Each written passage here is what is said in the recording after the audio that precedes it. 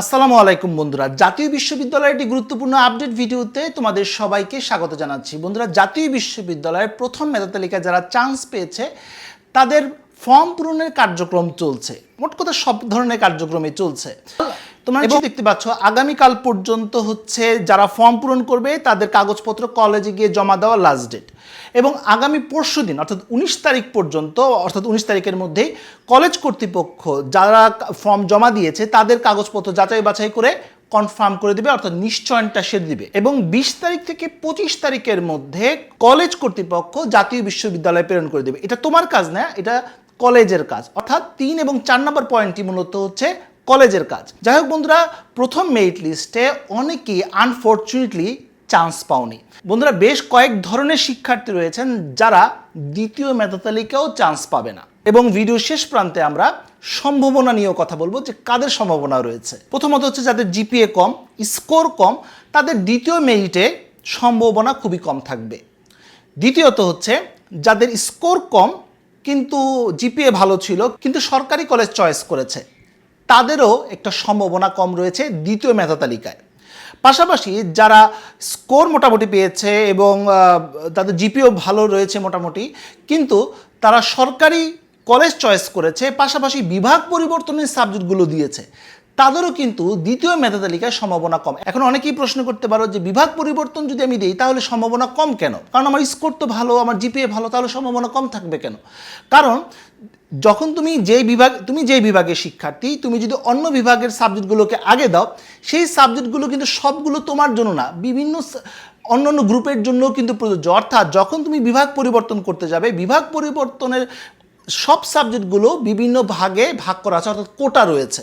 এরপরের ধরনটি হচ্ছে যে সকল শিক্ষার্থীরা সরকারি কলেজ চয়েস করেছে এবং আসন সংখ্যাও সেই কলেজে কম, সেক্ষেত্রে দ্বিতীয় মেধা তালিকা তাদের সম্ভাবনা কিছুটা কম থাকবে। পাশাপাশি যারা সরকারি কলেজ চয়েস করেছে, এই কলেজটি জেলাভিত্তিক একটি জনপ্রিয় কলেজ, তাহলেও কিন্তু দ্বিতীয় মেধা তালিকায় তোমার সম্ভাবনা অনেকাংশেই কম থাকবে। সর্বশেষ আরেকটি কথা বলবো, যারা সরকারি কলেজ সিলেক্ট করেছে এবং সরকারি কলেজটি হয়তোবা জেলা ভিত্তিক না, উপজেলা ভিত্তিক, কিন্তু কলেজটা পপুলার এবং তুমি যে সাবজেক্টে আবেদন করেছো সেই সাবজেক্টগুলোতে তাদের আসন সংখ্যা কম রয়েছে, সেক্ষেত্রে দ্বিতীয় মেধা তালিকায় তোমার সম্ভাবনা কম। এই ছিল কিছু ধরনের শিক্ষার্থী বা ক্যাটাগরি যাদের দ্বিতীয় মেধা তালিকায় হয়তো বা সুযোগ থাকবে না। এটা ছিল হতাশার কথা। এখন কিছু সম্ভাবনার কথাও বলি। প্রথম সম্ভাবনা, যারা প্রাইভেট অর্থাৎ বেসরকারি কলেজগুলো সিলেক্ট করেছো প্রথম মেধা তালিকার ক্ষেত্রে কিন্তু কোনো কারণে চান্স হয়নি, তাদের দ্বিতীয় মেধা তালিকায় আসার একটা ভালো সম্ভাবনা রয়েছে। পাশাপাশি যারা প্রথম মেধা তালিকায় একটি সরকারি কলেজ চয়েস করেছিল কিন্তু সরকারি কলেজটা অত পপুলার কলেজ না বা উপজেলা ভিত্তিক একটি কলেজ, সেক্ষেত্রেও তোমার দ্বিতীয় মেধা তালিকায় আসার একটা বা চান্স পাওয়ার একটা সম্ভাবনা রয়েছে। পাশাপাশি তোমাদেরকে জানিয়ে রাখি, অনেকেই হয়তো বা বিভিন্ন পাবলিক বিশ্ববিদ্যালয় ইতিমধ্যে চান্স হয়েছে, এখন ভর্তি পরীক্ষা দিয়ে রেখেছিল, অনেকেই জাতীয় বিশ্ববিদ্যালয়ে একটি স্কোর পেয়েছে, কিন্তু ইতিমধ্যে তারা বিভিন্ন বিশ্ববিদ্যালয়ে হয়তো বা একটি ভালো সুযোগ পেয়ে যেতে পারে বা অন্য পরিকল্পনাও থাকতে পারে, তারা হয়তো বা এই প্রথম মেধা তালিকায় ভর্তিতে আর অংশগ্রহণ করবে না।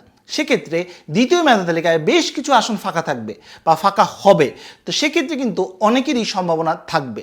পাশাপাশি যাদের স্কোর মোটামুটি রয়েছে এবং জিপিও ভালো রয়েছে, তাদেরও কিন্তু দ্বিতীয় মেধা তালিকায় একটা সম্ভাবনা রয়েছে। তবে বন্ধুরা, কতটা সম্ভাবনা রয়েছে বা কতটুকু চান্স নির্ভর করছে, এইটা বেশ কিছু বিষয়ের উপর নির্ভর করছে। প্রথমত হচ্ছে ওই কলেজের আসন সংখ্যা কতজন শিক্ষার্থী সেখানে চান্স পেয়েছে, সাবজেক্টগুলো কী রয়েছে, সাবজেক্ট অনুযায়ী কে আগে কোনটা পরে দিয়েছে, সেটাও কিন্তু বিবেচ্য বিষয়। এই সব কিছু নির্ভর করছে কিন্তু ওই কলেজে এক চান্স পাওয়ার সম্ভাবনা কতটুকু রয়েছে। আর সর্বশেষ বন্ধুরা, যদি দ্বিতীয় মেধা তালিকায় তোমার চান্স না হয়, তোমার জন্য থাকবে হচ্ছে রিলিজ স্লিপ, অর্থাৎ প্রথম রিলিজ স্লিপ, তারপর থাকবে দ্বিতীয় রিলিজ স্লিপ, এবং প্রতিটি রিলিজ স্লিপে কিন্তু তুমি 5টি কলেজে আবেদন করতে পারবে, বাংলাদেশের যে কোনো প্রান্তের যে কোনো কলেজ। এর জন্য কোনো আবেদন ফি এর কোনো প্রয়োজনীয়তা নেই, বাসায় বসেই তুমি আবেদন করতে পারবে। তাই দ্বিতীয় মেধা তালিকাও যদি তোমার চান্স না হয়, তাহলে হতাশ হওয়ার কোনো কারণ নেই। তোমার জন্য কিন্তু রিলিজ স্লিপ রয়েছে 2টি, প্রথম রিলিজ স্লিপের সুযোগ রয়েছে, দ্বিতীয় রিলিজ স্লিপের সুযোগ রয়েছে। তাই একদমই হতাশ হবে না। প্রতি বছর এমনটাই হয়, অনেক শিক্ষার্থী প্রথম দ্বিতীয় মেধা তালিকায় চান্স হয় না, কিন্তু রিলিজ স্লিপে তাদের কিন্তু চান্স হয়ে যায়। অনেকেই প্রশ্ন করেছিলেন যে ভাই, দ্বিতীয় মেধা তালিকায় আমাদেরকে আবেদন করতে হবে? না, আবেদন করতে হবে না, এটা পুরো অটো একটি প্রসেস। কিন্তু বন্ধুরা, রিলিজ স্লিপের ক্ষেত্রে কিন্তু তোমাকে নতুনভাবে আবেদন করতে হবে, কিন্তু আবেদন ফি প্রয়োজন নেই, অনলাইনেই তুমি আবেদন করতে পারবে, কিন্তু কাগজপত্র কোনো জায়গায় জমা দিতে হবে না। আশা করি বিষয়টা ক্লিয়ার হয়েছে। তো বন্ধুরা, এই ছিল আজকের মতো ভিডিও। আজকে আমরা জানতে পারলাম দ্বিতীয় মেধা তালিকায় কাদের সম্ভাবনা রয়েছে, কাদের সম্ভাবনা নেই, এই বিষয়গুলো বোঝানোর চেষ্টা করলাম। আশা করি তথ্যগুলো তোমাদের কাজে আসবে। তো বন্ধুরা, আজ এই পর্যন্ত সবাই ভালো থাকো, সুস্থ থাকো। দেখা হবে আগামী কোনো ভিডিওতে। সে পর্যন্ত আল্লাহ হাফিজ।